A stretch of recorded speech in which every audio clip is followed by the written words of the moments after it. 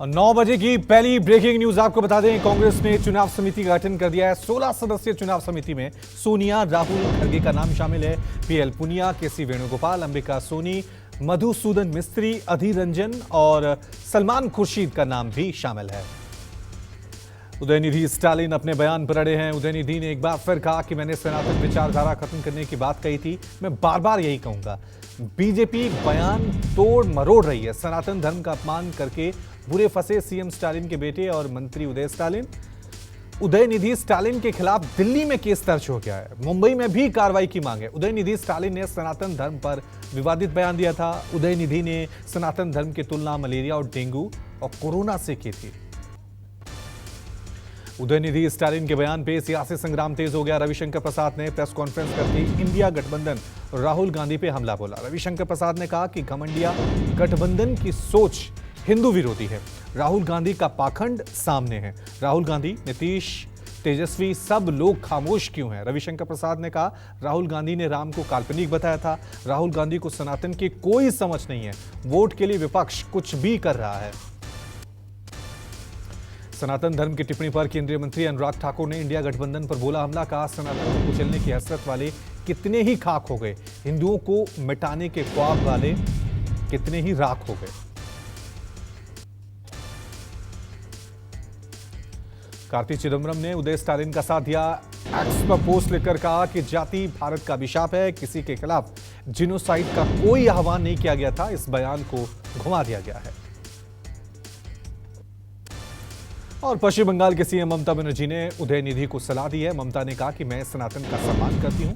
ममता का केंद्रीय एजेंसियों पर भी गुस्सा फूटा। उन्होंने कहा कि मेरे परिवार को परेशान किया जा रहा है। मैंने कभी किसी के पैसों से एक कप चाय तक नहीं पी, फिर सीबीआई और ईडी को भेजा जा रहा है। दिल्ली के सीएम अरविंद केजरीवाल ने जयपुर में एक जनसभा को संबोधित किया। केजरीवाल ने राजस्थान के लोगों को 6 गारंटी दी हैं।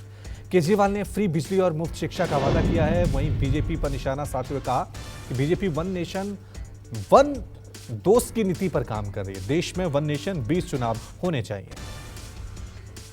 मध्य प्रदेश के नीमच में आज रक्षा मंत्री राजनाथ सिंह ने चुनावी जनसभा को संबोधित किया। राजनाथ सिंह ने कहा कि मैंने एमपी के सीएम को राजनीति के क्षेत्र में काम करते देखा है। अगर मैं कहूं कि आपके मामा शिवराज सिंह चौहान राजनीति के धोनी हैं, तो यह गलत नहीं होगा। जम्मू कश्मीर के रियासी में आतंकियों से पुलिस और सेना की संयुक्त मुठभेड़ हुई। एनकाउंटर में एक आतंकी ढेर हो गया। सेना का एक और जवान और एक पुलिसकर्मी इस एनकाउंटर में जख्मी हुए हैं। तुली इलाके के गली सोहाब में यह एनकाउंटर हुआ है।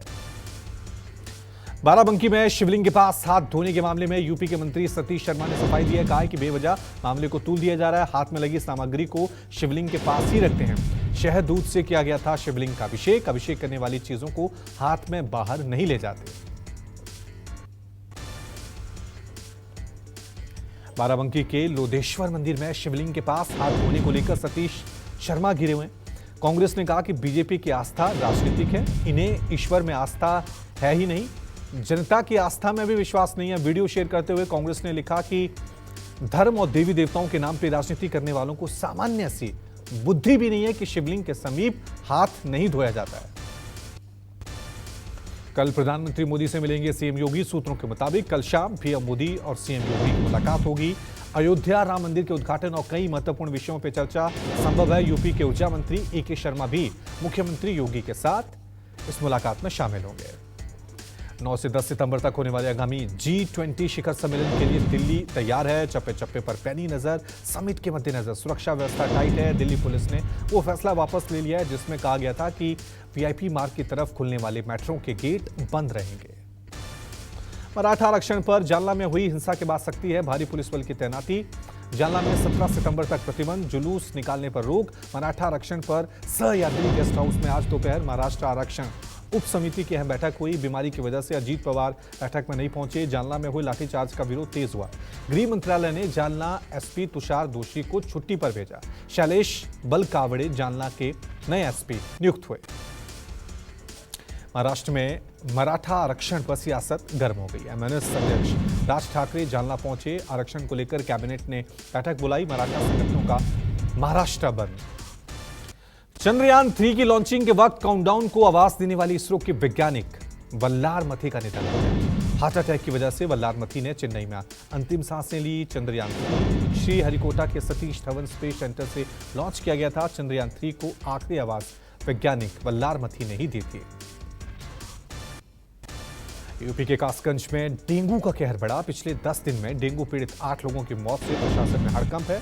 कासगंज के अल्हैरपुर गांव में डेंगू के 100 से ज्यादा मरीज हैं। कासगंज से कुछ डेंगू मरीज आगरा में भी इलाज कराने पहुंचे। कासगंज के मुख्य चिकित्सा अधिकारी ने 2 की मौत की पुष्टि की। कासगंज के जिला चिकित्सा अधिकारी के आदेश के बाद जगह जगह छिड़काव किया जा रहा है। गुजरात में मुंद्रा बंदरगाह पे विदेशी सिगरेट से भरा कंटेनर जब्त किया गया। डीआरआई ने 6.5 करोड़ रुपए की विदेशी सिगरेट की 32 लाख की छड़ें जब्त की हैं। डीआरआई के अधिकारियों को मिली सूचना के बाद मुंद्रा बंदरगाह पर एक आयात कंटेनर को रोका गया। खेप को ऑटो एयर फ्रेशनर बताया गया। यूपी के हापुड़ में वकीलों पर हुए लाठीचार्ज मामले में हड़ताल पर पूरे प्रदेश के वकील। पुलिस प्रशासन मुस्तैद रही। भारी संख्या में पुलिस बल तैनात। हापुड़ में अधिवक्ताओं पर लाठीचार्ज और गाजियाबाद में वकील की हुई हत्या के विरोध में यूपी की अदालतों में कामकाज ठप है। धरने पर प्रदेश भर के वकील।